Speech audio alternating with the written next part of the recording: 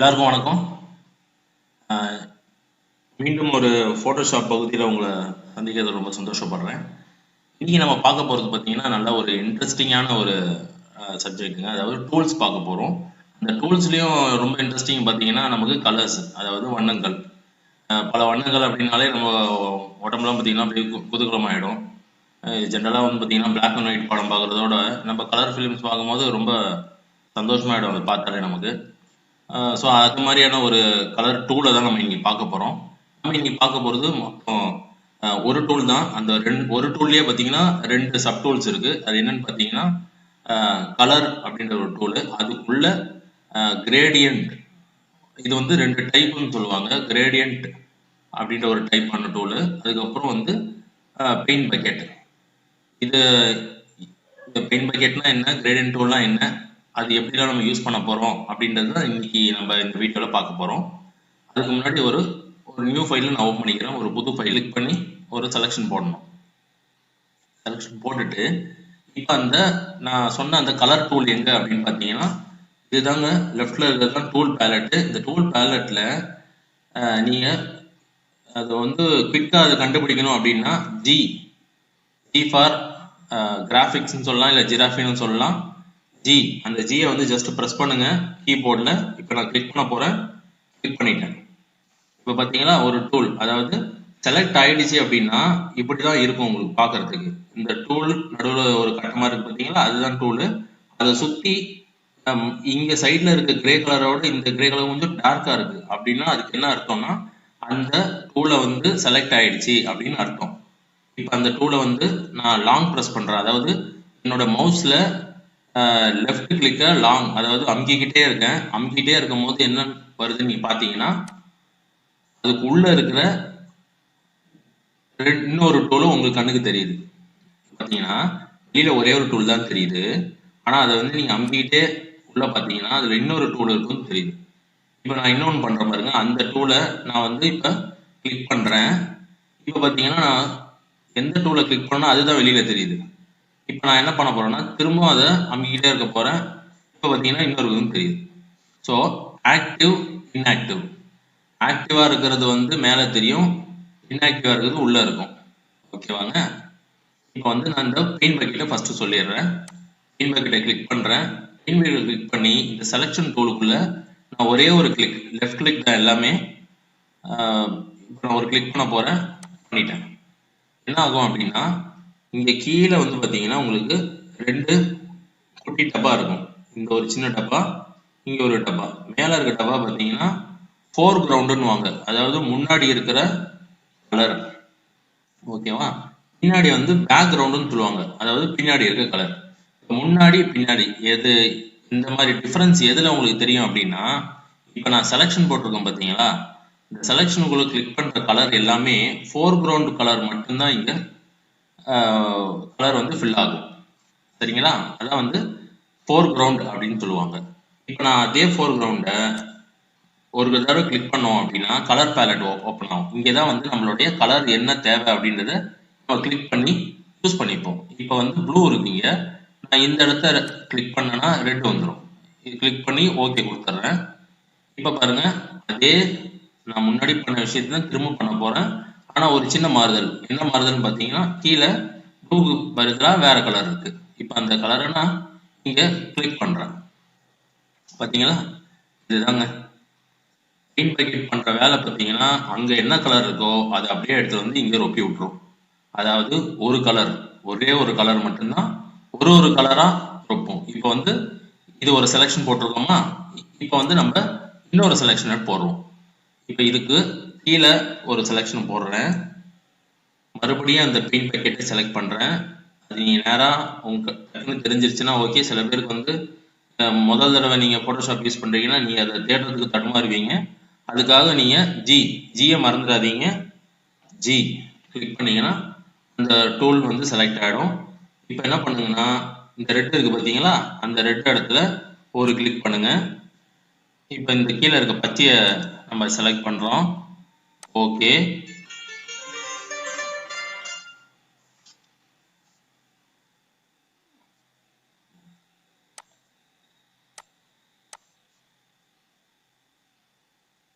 நம்ம என்ன பண்ண போறோம்னா கீழே இருக்க கிளிக் பண்ணுங்க, இங்க இருக்க பச்சையை செலக்ட் பண்ணுங்க.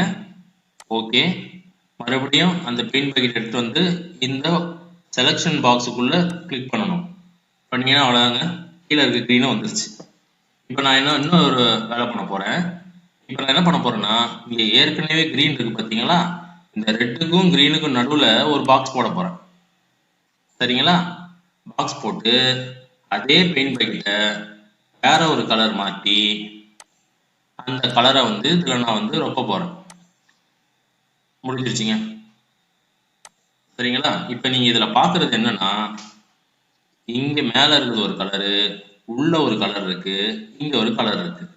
இதுல நமக்கு கண்ணுக்கு தெரிய விஷயம் என்னன்னா, இந்த கட்டம்.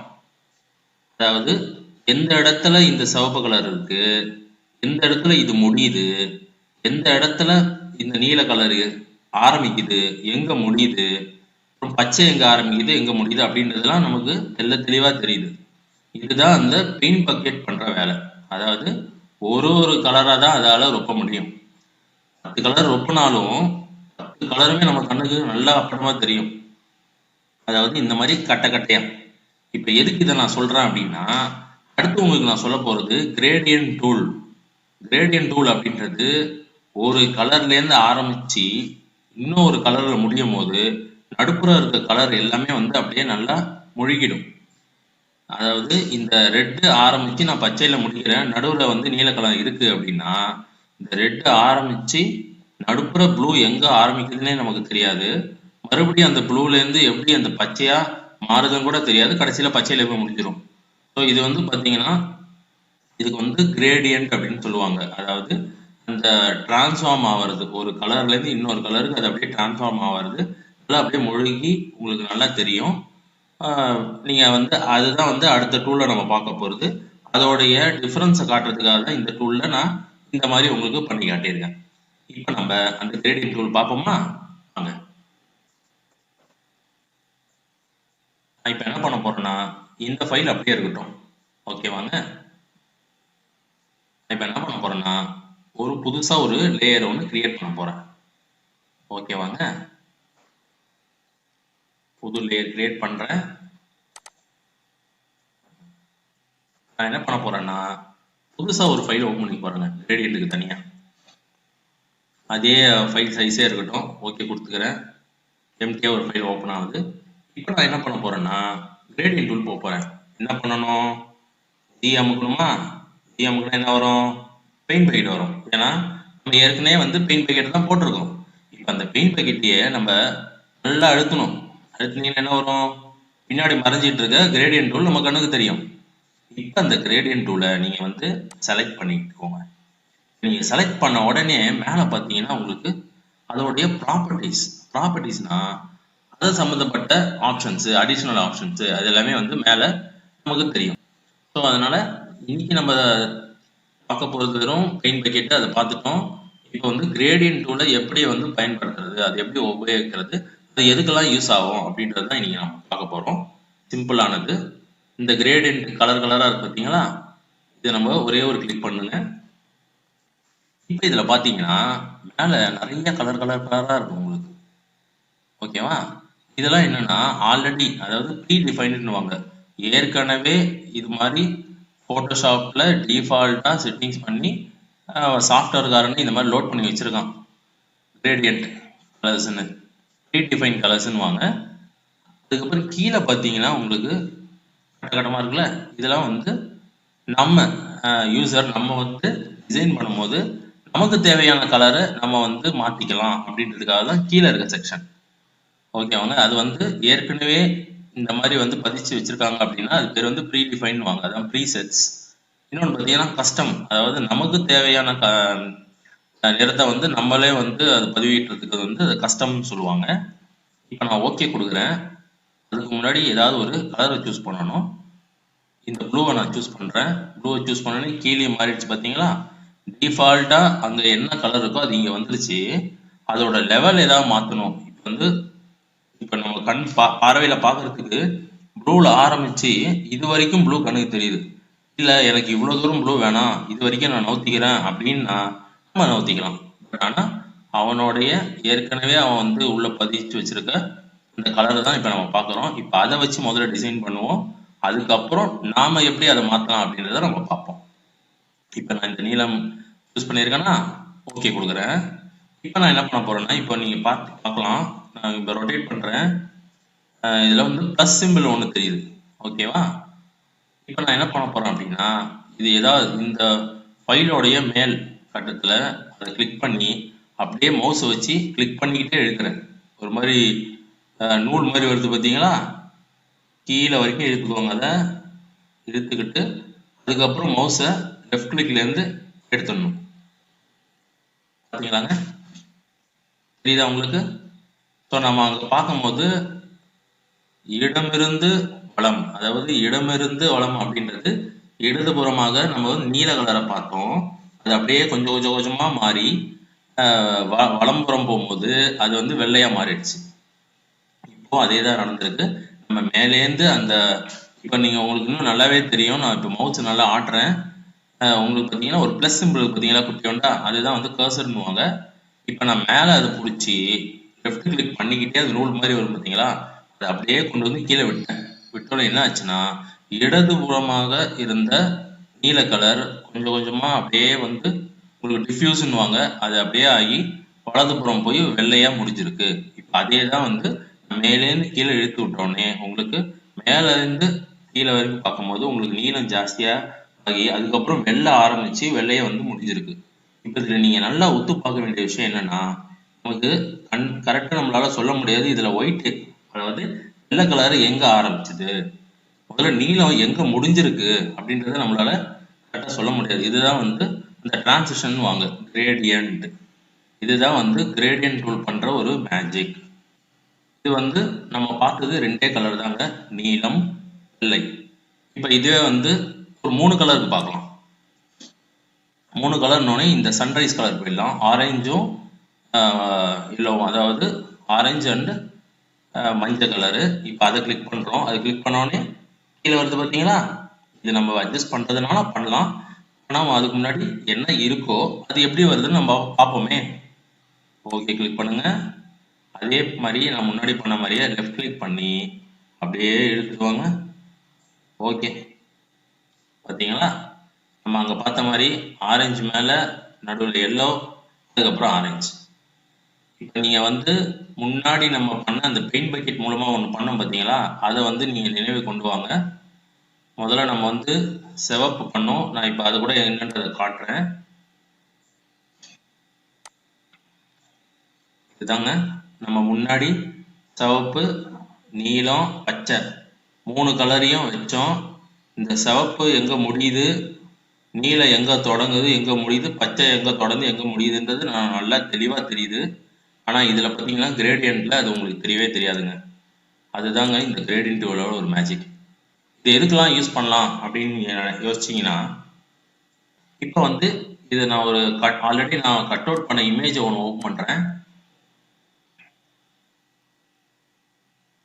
இதுதாங்க நான் கட் அவுட் பண்ண இமேஜ். இது பின்னாடி வந்து ஒரு கலர் ஒரு கிரேடியன்ட் வச்சுருக்கேன். ஸோ அது பார்க்கறதுக்கே ரொம்ப அழகாக இருக்கும் இந்த மாதிரிலாம் நீங்கள் வச்சிங்கன்னா. இப்போ நான் வந்து கலரை நான் வேறு ஏதாவது மாற்றி பார்க்குறேன்.